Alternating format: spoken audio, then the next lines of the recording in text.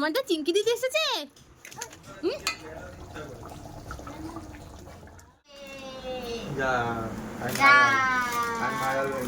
Video করছে, মা video করছে, এবার খেলবো না। এটা হচ্ছে রান্না বাটি না?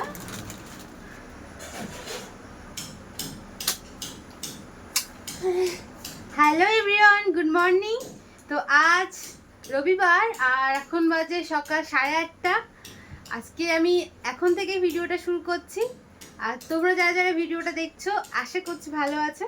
তো চলো আজ সারাদিনটা কি কি করি সেটা তোমাদের সাথে শেয়ার করব। তুমি করবে তো শেয়ার? বলে দাও, কিছু বলতে চাও?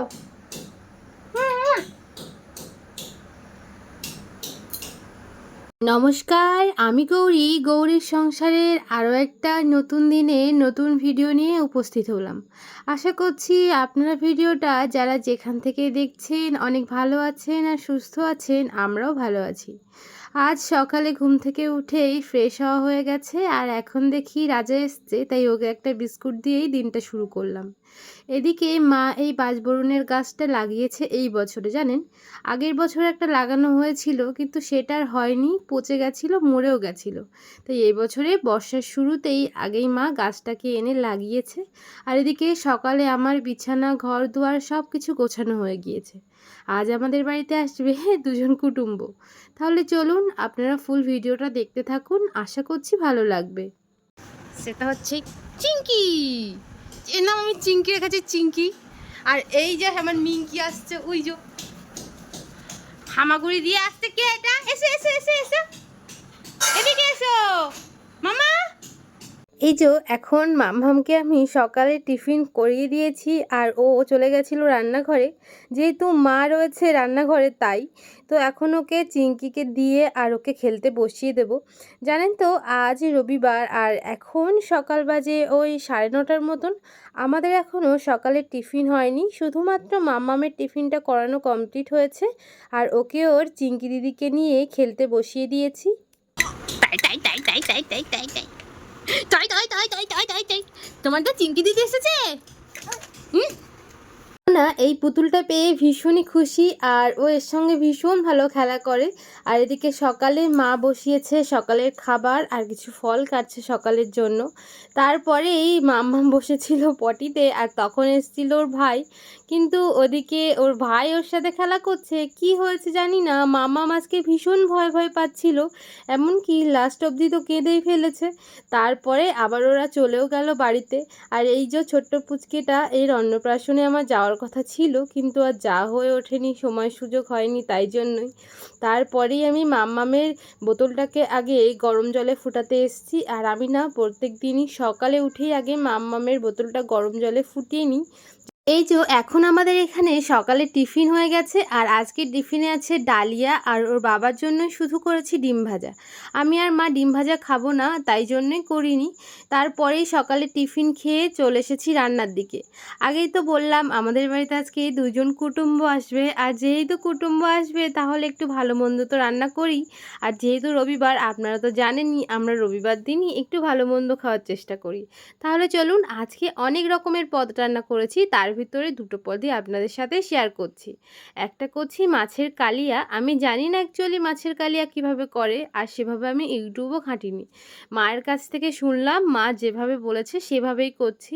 তোর বাবা বাজার থেকে এনেছিল এই কাতলা মাছগুলো আর বেশ বড় বড় করেই পিস করে এনেছে জানেন। আর সেগুলোই আগে ভেজে নিয়ে সেই তেলেই দিয়ে দিয়েছি একটু গোটা গরম মশলা ফোড়ন, সঙ্গে রসুন, পেঁয়াজ। আর পেঁয়াজ আর রসুনটা একটু ভালো করে ভাজা হয়ে গেলে তার ভিতরে দিয়ে দিয়েছি টমেটো কুচি।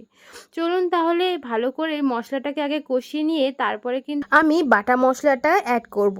আর বাটা মশলার ভিতরে আছে পোস্ত, কাজু আর দিয়েছি একটু চালমগজ। এগুলো দিয়ে ভালো করে আদা জিরেও দিয়েছি আর সঙ্গে একটা লঙ্কা, সেগুলোই ভালো করে মিক্সচারে পেস্ট করে নিয়ে সেটাই এখন দিয়ে দিচ্ছি। আর জানেন তো এতে বেশি জলও লাগবে না, তাই জন্য আগে একদম কম আঁচে ভালোভাবে এই মশলাটা তেল ছাড়া অবধি কিন্তু কষিয়ে নিতে হবে। এদিকে আমার রান্না করতে করতেই দেখি বোন চলে এসেছে, আর সঙ্গে তো শিবম চলেই এসেছে। তাই জন্য ওরা আগে এসে দেখি মাম্মামকে দিয়েছে একটা সুন্দর গিফট। তাহলে চলুন মাম্মামকে কি গিফট দিয়েছে সেটাই দেখাই। মাম্মামের জন্য এনেছে তার মেশো এই খেলনাটা।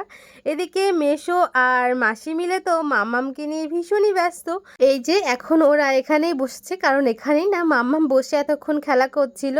আর জানেন তো যেহেতু ওরা একটু বেলা করে এসেছে আর এখন বাজে 11টার মতন, তাই জন্য ওর বাবা আর কোনো কিছু না দিয়ে এই দিয়েছে কিছু মিষ্টি। এটাই ওরা এখন খাক, যেহেতু 12টা বাজতে আর বেশিক্ষণ সময় নেই। আর আমারও রান্না তেমন হয়েও গেছে জানেন, শুধু আর দুটো তরকারি বাকি। তো এই যে একটা তরকারি তো শেয়ার তো আপনাদের সাথে করছি। আচ্ছা, আপনারা আমার ভিডিওটা কি কোথা থেকে দেখছেন জানাবেন। আর যারা এখনও অবধি নতুন বা প্রথম দেখছেন, অবশ্যই আমার চ্যানেলটিকে সাবস্ক্রাইব করে আমার বন্ধু হয়ে যেতে পারেন। তাহলে চলুন তরকারিতে এবার কি কি করলাম সেটাই বলি।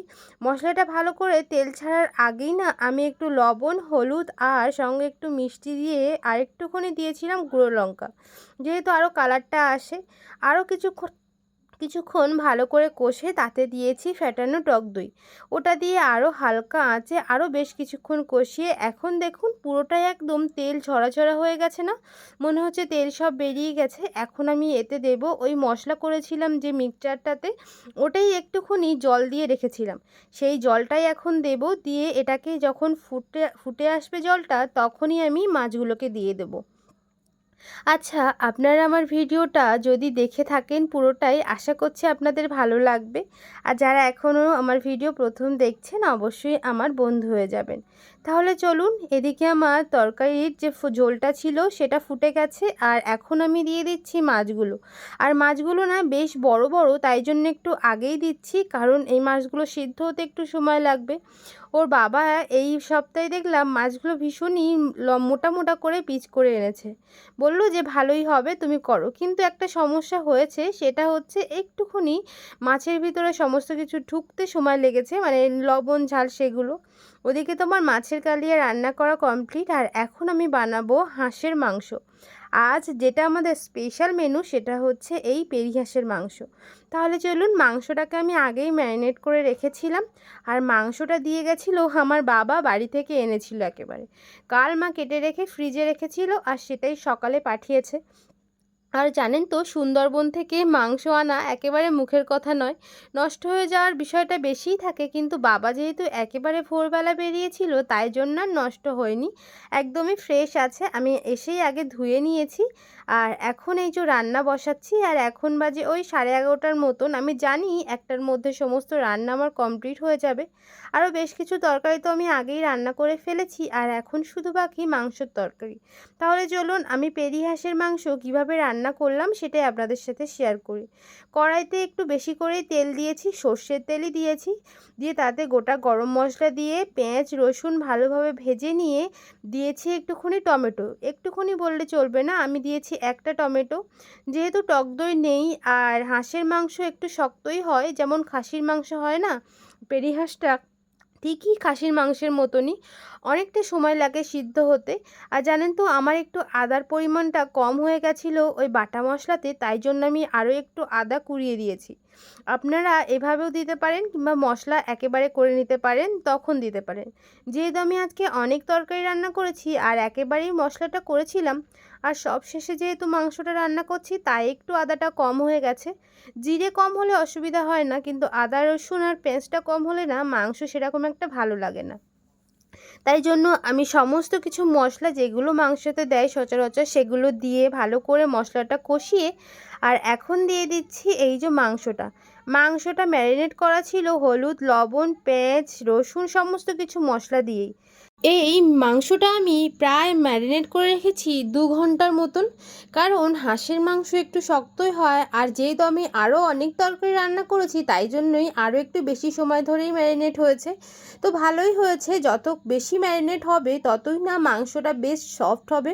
তাহলে চলো এবার মাংসটা দিয়ে বেশ অনেকক্ষণ ধরেই ভালো করে কষিয়ে নিতে হবে। আর জানো তো যেহেতু অনেকক্ষণ ধরেই মাংসটা ম্যারিনেট করা ছিল, তাই অনেকটা জল বেরিয়ে মাংসটা কিন্তু অনেকটা অনেকটাই সিদ্ধ হয়ে গেছে, বলতে পারি 50%-এর মতো সিদ্ধ হয়ে গিয়েছে। আর যে 50% আছে সেটা আমি প্রেশার কুকারে সিদ্ধ করব। আর এখন দেখো আমার মাংসের যত জল বেরিয়েছিল সেগুলো সব মরে গিয়েছে আর ভালো মতন কষা হয়ে গেছে। কিন্তু এই কষা মাংস খাওয়া যাবে না, কারণ হাঁসের মাংস তো ভীষণই শক্ত হয়, তাই জন্যই। এই যে এখন আমি দিয়ে দিলাম আলু ভাজাগুলো। আর এই আলুটা আমি অনেক আগেই ভেজে রেখেছিলাম, সেটা আর ক্লিপ নেওয়া হয়নি। তাহলে চলো এবার মাংসটাকে প্রেশার কুকারে দেওয়া যাক। আর জানো তো, এই যে হাঁসটা দেখলে আজকে রান্না করছি, এই হাঁসটা প্রায় 1 বছর ধরেই আমার মা পুষে রেখেছে। সেই 1 বছর আগে তোমাদের দাদা মানে আমার বরমশাই গেছিলো বাড়িতে আর বলেছিল আমি একটু হাঁস খাবো, তাই হাঁসটা আনা হয়েছিল, কিন্তু খাওয়ার হয়ে ওঠেনি, কারণ অনেক রকমের রান্না সেদিন হয়েছিল। তাই বলেছিল আর হাঁস করতে হবে না, পরে এসে খাবো। আর পরে যাওয়া হয়েছে, কিন্তু রান্না করার হয়নি হাঁসের মাংস, অন্য অন্য মেনুতেই না চলে গেছিলো। তাই জন্য আজ আর বর্ষা পড়ে গেছে, হাঁসটা যদি মরে যায় বা অন্য কোথাও চলে যায়, তাই জন্য মা কেটে কুটেই বাড়ি থেকে পাঠিয়ে দিয়েছিল। আর এই যে আজকেই আমরা সেই হাঁসের মাংস খাবো। আর যেহেতু হাঁসের মাংস খাবো, তাই শিবমকেই ডেকেছি আর বোনকে রেখেছি। জানো তো, শিবম আবার কখনো হাঁসের মাংস খায়নি, আর আজও ফার্স্ট টাইম খাবে। দেখি কেমন লাগে আর ওর কি রিভিউ আসে আমার রান্না থেকে। তাহলে চলো, আমার মাংসটা সমস্তটাই প্রেশার কুকারে দেয়া হয়ে গিয়েছে। আর এখন আমি একটু গরম জল আগে থেকেই করে রেখেছিলাম, সেটাই এখন দিয়ে দিয়েছি কড়াইতে।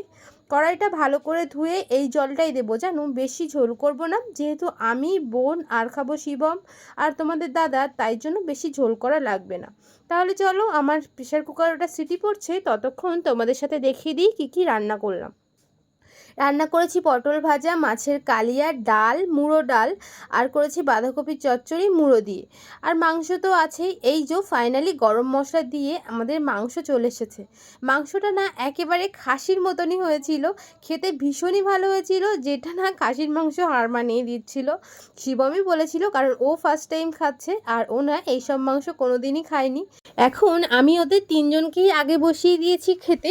আর জানো তো, মাংসটা ভীষণই ভালো হয়েছিল, সেটা শিবমই বলছিল। আর আরও একটা কারণে শিবমকে ডাকা, সেটার কারণ হচ্ছে এই যে ল্যাপটপটার কারণে। আমার কাছে তো কোনো ল্যাপটপই ছিল না, আর আমাদের না একটা ভিডিও দেখার ভীষণই দরকার ছিল, জানো, সেটাই দেখার জন্যে ডাকা। এটা হচ্ছে মাম্মামের অন্নপ্রাশনের যে ভিডিওটা, সেটা আমাদের পেন ড্রাইভটা ছিল, কিন্তু ল্যাপটপ না থাকার কারণে আমরা দেখতেও পাচ্ছিলাম না।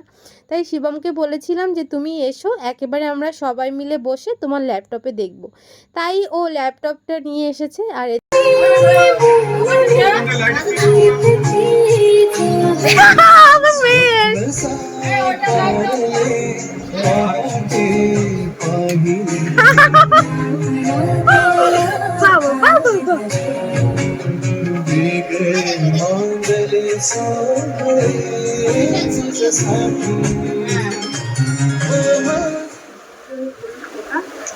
আমার সঙ্গে আমার মা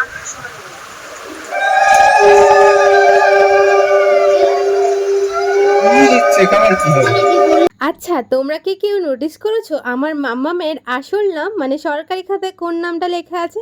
তোমরা কারা কারা ভিডিওটা দেখলে আর কারা কারা আমার মাম্মামের নামটা নোটিস করলে অবশ্যই আমার কমেন্ট বক্সে জানিও।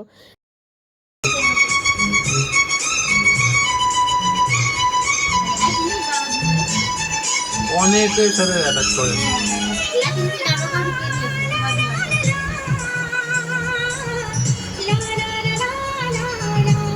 খেতে এসেছিল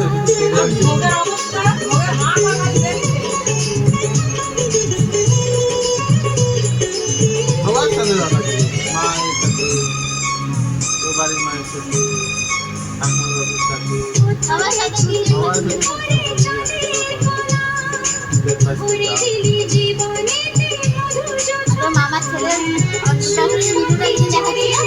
তাহলে চলো, আজকের ভিডিওটা এই পর্যন্তই। আমরা তো দেখেই নিলাম মাম্মামের অন্নপ্রাশনের ভিডিওটা, দেখলাম বেশ সুন্দরই হয়েছে, জানো।